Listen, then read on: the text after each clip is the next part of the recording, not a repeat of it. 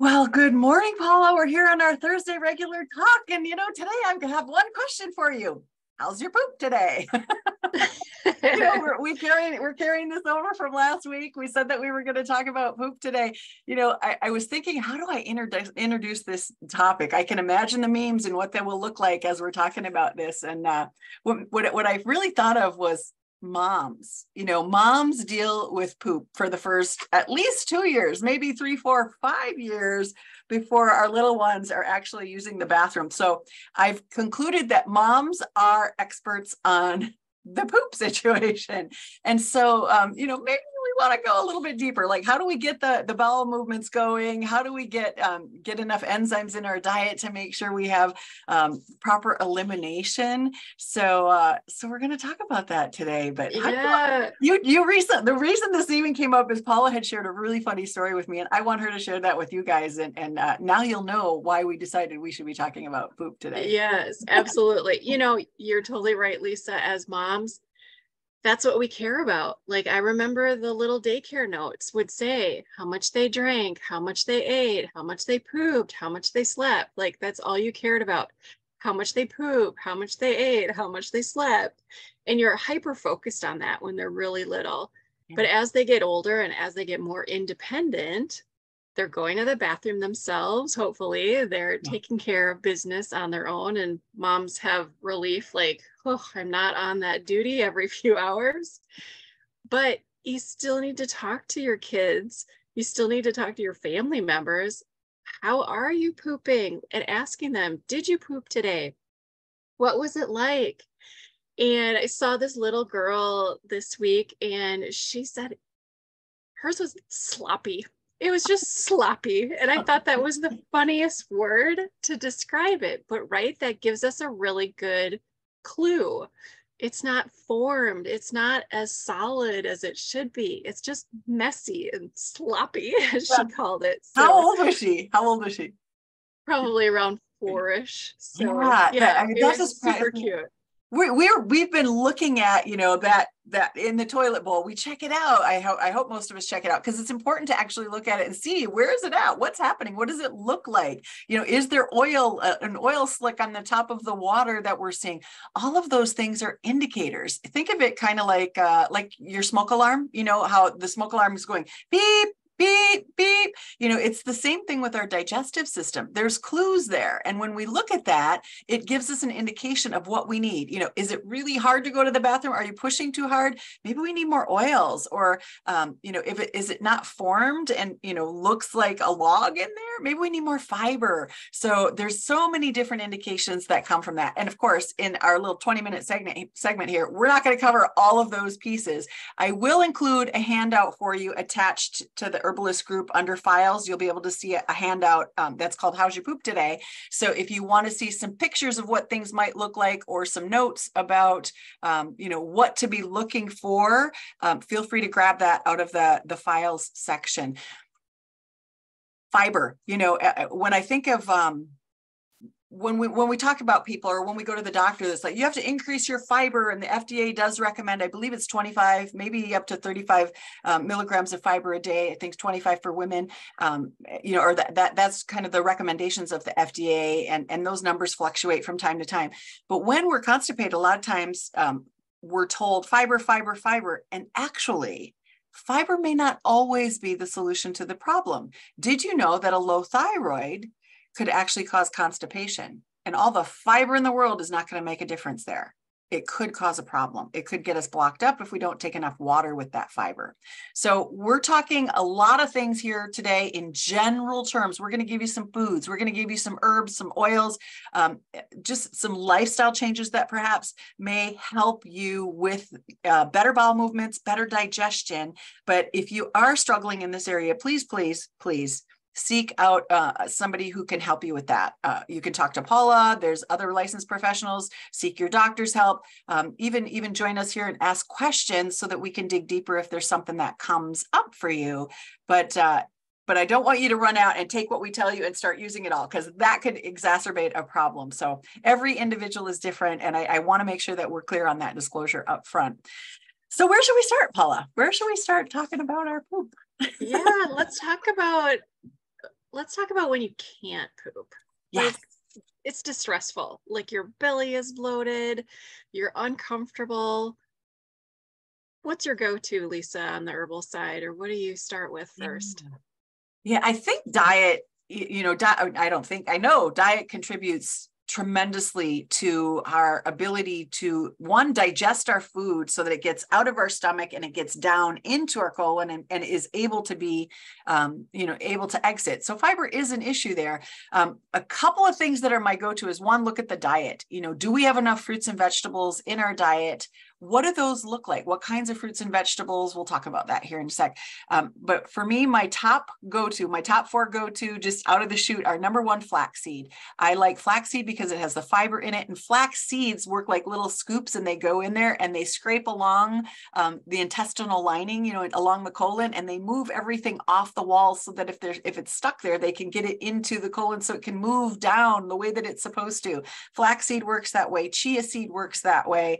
Psyllium husks, or if you have a really sensitive digestion, use psyllium seed. Psyllium seed is, gentler on the system, but those help to create and form and bind. If you're constipated, we have to make sure that we're using enough oil there. So those are to get it going and getting it bound together. But your question was more about how do we get it moving? Prune juice, you might not like it, but prune juice and grapes are two foods that will get things moving. And then the other one I'm going to throw in this category is coconut oil.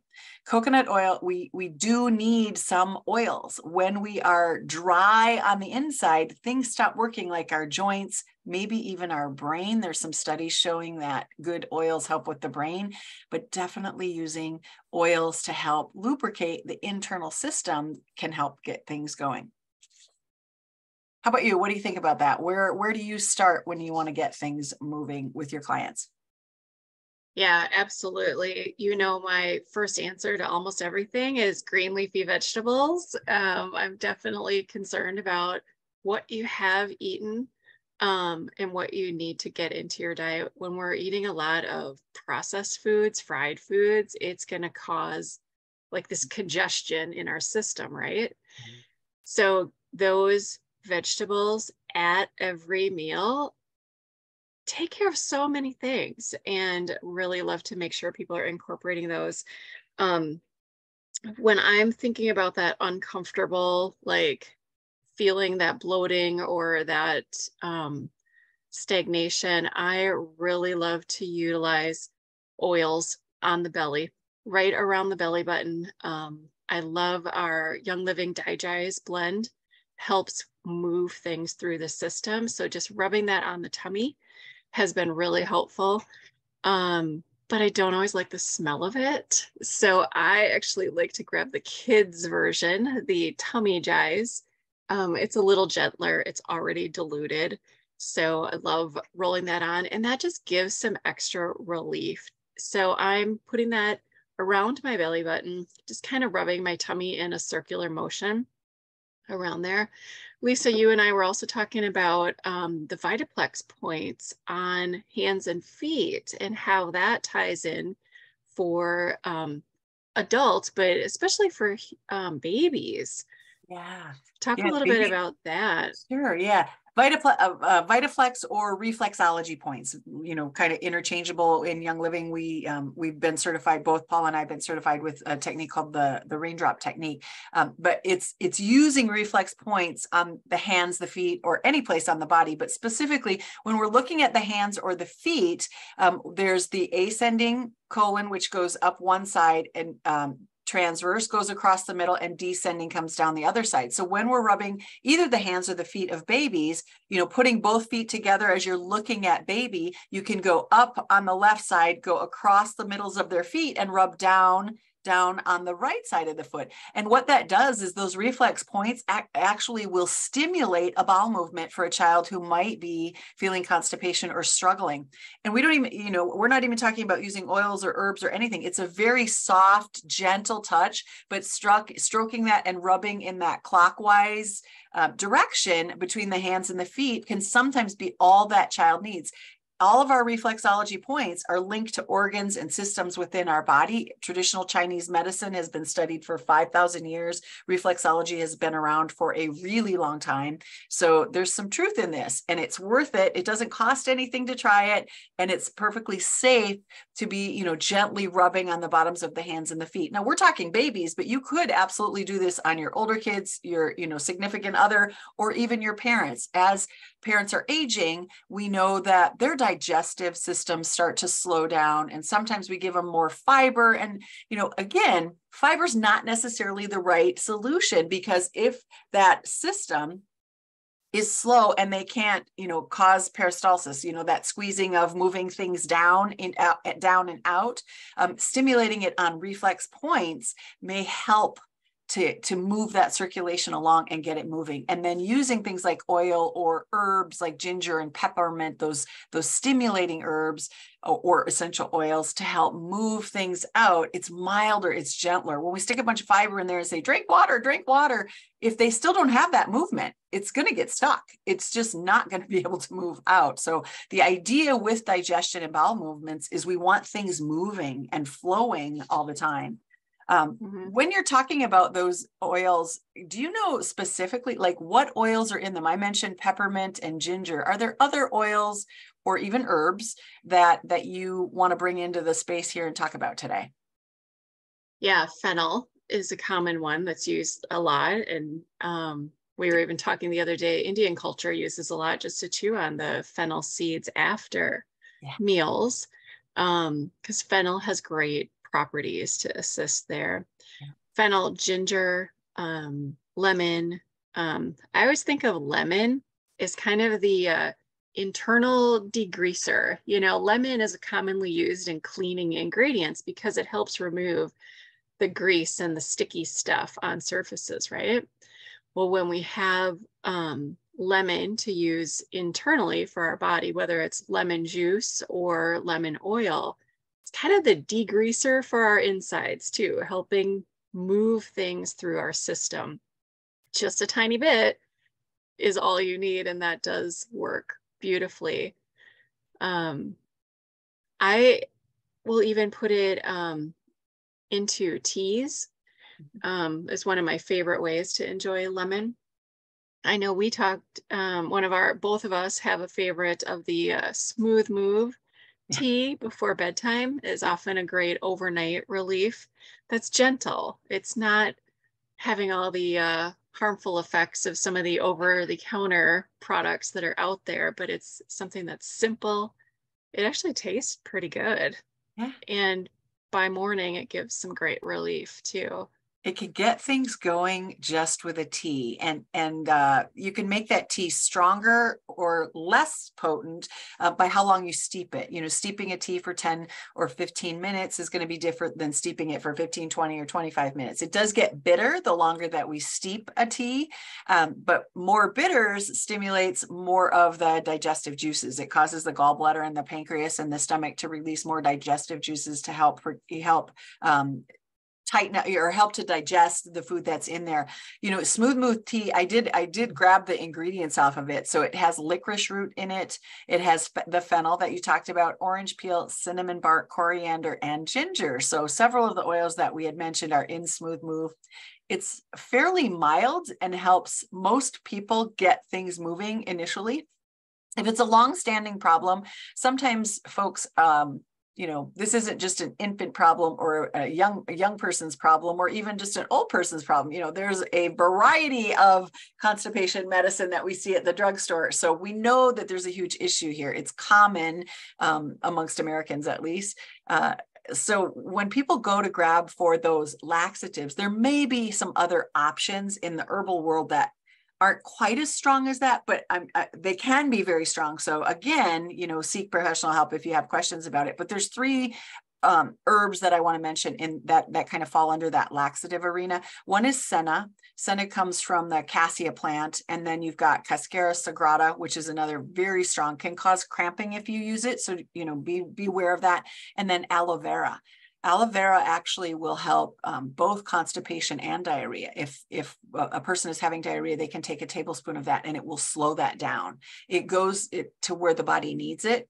But the properties in aloe vera, when the plant is cut, you'll notice how it starts to heal itself. So when we have lesions and things within the digestive tract, aloe vera can not only help with the constipation, the diarrhea, it can also help with aid in the healing of the intestinal tract. But those are laxative herbs, and so we don't want to use them more than 7 days in a row. If you're needing them longer than that, absolutely seek professional help. And then, it can cause dependence when we're using laxatives, whether it's over the counter or herbal. We can cause laxative dependence, and we don't want to do that. We want to heal the body from within. And so while you're using those for a temporary relief, let's focus more back into the foods and the herbs and the maybe the milder supplements that we can put into our diet. So let's jump into supplements. Go ahead. Yeah.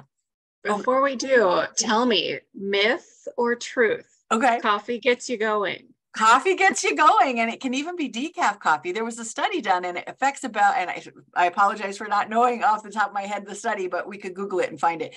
30% of the people that struggle with constipation can actually use coffee. There is no fiber in coffee, but I think it's the caffeine that helps to get things moving. But the study even included decaf coffee. So, I don't know. I'm not exactly sure how it works, but they say that 30% of the people that they put on that study actually had, constipation relief by drinking a cup of coffee in the morning to get things going. So, yeah, who knew? Yeah. From talking to people, it seems like that's their morning routine. Have their coffee, then they can go to the bathroom before they head out into their day. So,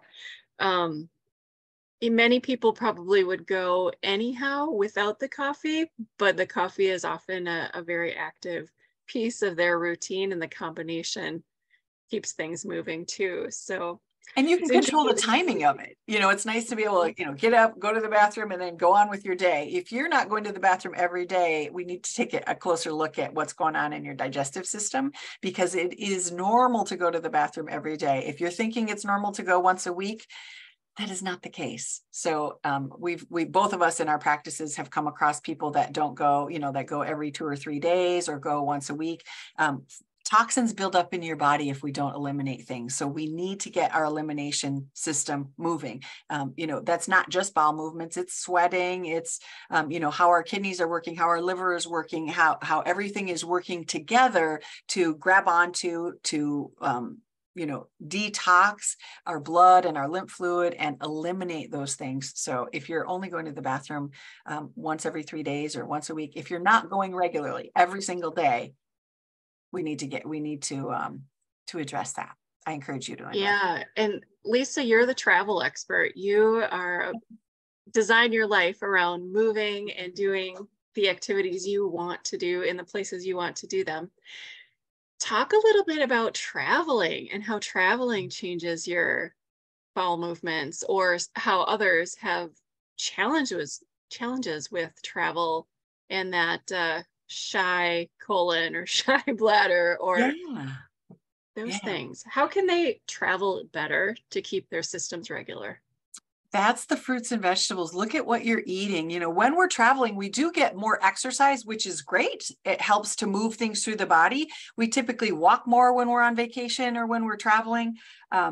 So that piece of it is good, but look at the foods that you're eating. You may be eating in different cultures, or, if you're from the Midwest and you're down in Florida, you may be eating more raw foods. Your diet may be changing when you're on vacation. So find those things that are consistent for you. Like Paula said, the green leafy vegetables, and then the fruits and vegetables, those have enzymes in them themselves when they're in the raw form and we haven't cooked all the enzymes out.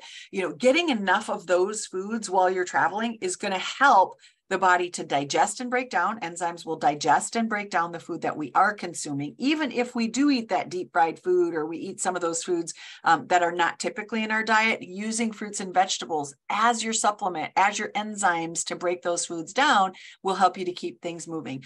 For me, I have kind of a little pack that goes with me, and it has a couple of tea bags of the Smooth Move in there. I also bring a couple of other things like charcoal. If you eat food in an area that causes you some illness, some tummy stress, or you find yourself throwing up, I use bentonite clay or charcoal when I'm traveling, because those will bind to maybe something that you were exposed to that your system doesn't like. So I can take a couple of capsules of that, and then within a few hours, I generally can feel better. The charcoal capsules, if you take them in a capsule, you can eat them straight up, or you can open them up if you need to, but they're really messy, and charcoal makes everything, discolored. So I would keep them in a little plastic bag. And then bentonite clay is just a powder. Again, you can put up to a tablespoon of that in a glass of water and drink it, and it just binds to those toxins that you may have been exposed to, either through water or water in the ice cubes, or when they rinsed the fruit and you were handling it and you ingested something that your body doesn't like. Those are kind of my go-tos when I'm traveling. Yeah. Yeah. And you mentioned too about coconut oil. Yeah. Coconut oil comes in little individual packets that you travel with. Yeah. Bulletproof coffee, it's just a brand that I like. They have pesticide-free coffees, and so I tend to use theirs. But find a good coffee. Most coffee is overexposed to pesticides, but they recently came out with you can buy a box of little packets, individual portions of coconut oil. And so I do throw those in, and then they have individual powdered MCT oils. So MCT oils are great, nutrition. It keeps me going for longer periods of time. I can add it to my coffee, and that could be a meal replacement for me. But I love those little packets of the coconut oil. Again, it creates the lubrication in the system so that we don't, we're not causing issues or damage or tears by pushing too hard when we're going to the bathroom. It can help things get out of your system by using good oils. So even including avocado oil or using dressings with olive oil, the coconut oil packets, or using coconut oil when you're traveling, all of those are a great thing to add to your diet when you're in motion so much. How about other herbs? I want to run through a couple of herbs. We don't need to go in depth with them, but I want to share a few, and then I want you to talk about the counterpart for some of these. How they work. Peppermint. Tell me about peppermint. Oh yeah, I should have mentioned that one first. That's like my go-to when there's tummy trouble going on, right? Yeah. And how do we use peppermint oil? I love peppermint oil, just rubbing that on my tummy, or a tiny little drop under my tongue. Either of them are really helpful just to help soothe the body, but it also helps with the nauseousness, the headachy feelings that go right along with being uncomfortable from that. So yeah, peppermint's such a great one. A peppermint tea is also a really great relief. I have peppermint plants in my backyard, so just pulling some of those leaves quickly, or just rubbing the leaves to pull some of that oil off the leaf, is soothing for me too. That's a quick relief. Yep, peppermint. And we can't always travel with peppermint leaves, but I mean, all of these things come in tea bags. So, having your little stash of tea bags, whether it's in the cupboard or in the suitcase, peppermint is another one that can come in a tea bag, or your little vitality oil, food grade, or available for ingestion. You want to make sure you're using an oil that is labeled for ingestion. So peppermint. Chamomile, we've talked about chamomile before. It's such a versatile oil. And that too works great for little ones. We started this off by talking about moms. When our kids are constipated, doesn't matter the age, actually, I shouldn't say it's just for kids, it's for anybody, but it's so mild that you could even put chamomile on your thumbs as you're working those reflexology points across the hands and the feet of our little ones. Or you can even drop a drop of chamomile into a cup with a little bit of raw honey for an adult that might be struggling in the area of digestion and having a bowel movement. Couple that we haven't mentioned, did I mention slippery elm and marshmallow root? Those are really, the term that comes to mind is boogery. Mucilaginous is the more of a technical term, but they're kind of slimy, and usually you soak them in cold water and you drink them down, but they work similar to like coconut oil. They're mucilaginous, so they are slippery. They make things slip out, and they also can aid in healing of the intestinal tract, where we may have lesions or some issues going on. They can help with that. And then they can also get things moving, and they're high in fiber. So using those in a tea form oftentimes can help those. You can take it in a capsule. I like to do them in a tea because I want to activate that the boogery feeling, the boogery texture. I want to activate that before I put it in my system. Otherwise, I have to rely on my own fluids to activate those herbs to get it moist and to get it slippery. So if you can make a tea, if you buy it in capsules, just open up a couple capsules, 1 to 4 capsules in a cup of cold water, and let it sit, and then that will start to activate it. And then you drink it down really fast, because it may not be palatable. It may, feel funny in your mouth, but it will aid from, the whole digestive tract on those. Dandelion tea is another one. It stimulates the liver. So I use a blend called Dandy Blend. I buy it, online, and it's chicory root and dandelion roots that have been roasted, and it tastes like coffee for me, but I've used it for a really long time. And so that, again, I'm getting my morning coffee, I'm getting that wake up call, and putting some nutrients in my body and aiding that digestive system throughout the day. Any other ones that you can think of, like go-tos from the herbs or oil? Oil? Yeah, no, your mention of the dandelion root made me think of more of the coffees and coffee alternatives that are made from the dandelion. So super helpful for people that are a little bit more caffeine sensitive, but still want that warm cup of something in the morning. And I don't know, does warm water make a bigger impact than cold water on your system? Can that help your organs? Yeah, it can. I think again, we're talking about people's constitutions. So each, some of us run hotter, us menopausal ladies may be a little bit hotter. And so something cooler is actually maybe more calming, where if I'm already hot and I'm consuming hot, I can actually aggravate the situation. So there, again, that's why I open it up saying, we're talking really in general terms, because there's so many factors that come into this. We want to look at the individual and see what is happening in their system, not just their internal system, but also like, how are they presenting externally? Are you a person who's prone to heat? That means you may have some heat in your body. So we want to do things in a cooler fashion. That's why the raw foods, raw vegetables, raw leafy greens will maybe aid that person versus somebody who is cool. They maybe come from a cooler climate, they're cold all the time, giving them the warm teas, the warm, smooth mood. Ginger is really warming to the body. And so the person who's consuming ginger may respond better. That constitution may respond better to ginger versus somebody like me runs a little hotter. Peppermint is going to be a better choice for me. Ginger is going to maybe be too warming and aggravate my system. So that's a really good question. Awesome. Yeah. So the challenge this week is look in the bowl. Yeah. See, how is your poop? Is it formed? Is it sloppy? Is it messy? Is it sticky? What word would you describe? And pay attention to the signs that your body is giving you. Our bodies are amazing, and they tell us what we need all the time if we're paying attention, if we're listening, right? Yeah, for sure. And smelly, we didn't address smelly. So I did write down parsley as one that I wanted to mention.